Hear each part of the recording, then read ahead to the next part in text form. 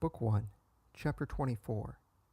That well-ordered states always provide rewards and punishments for their citizens, and never set off deserts against misdeeds. The valor of Horatius in vanquishing the Curiatii deserved the highest reward, but in slaying his sister he had been guilty of a heinous crime,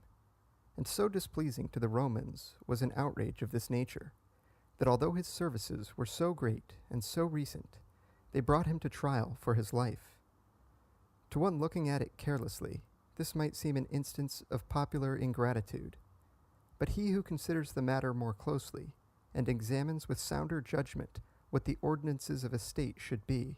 will rather blame the Roman people for acquitting Horatius than for putting him on trial. And this because no well-ordered state ever strikes a balance between the services of its citizens and their misdeeds, but appointing rewards for good actions and punishment for bad, when it has rewarded a man for acting well, will afterwards, should he act ill, chastise him, without regard to his former deserts.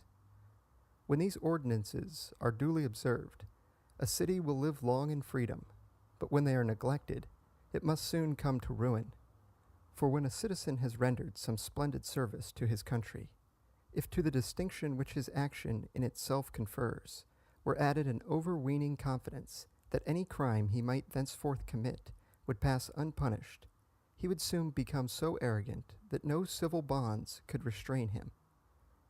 Still, while we would have punishment terrible to wrongdoers, it is essential that good actions should be rewarded, as we see to have been the case in Rome.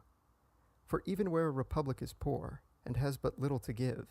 it ought not to withhold that little, since a gift, however small, bestowed as a reward for services, however great, will always be esteemed most honorable and precious by him who receives it.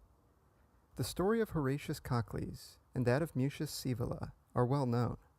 how the one withstood the enemy on the bridge while it was being cut down,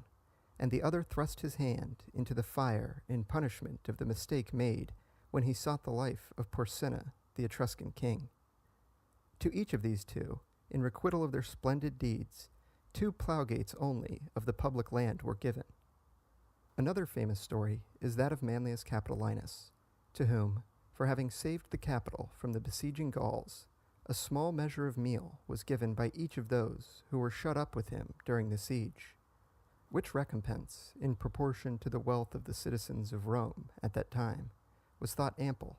so that afterwards, when Manlius, moved by jealousy and malice, sought to arouse sedition in Rome, and to gain over the people to his cause, they, without regard to his past services, threw him headlong from that capital, in saving which he had formerly gained so great a renown.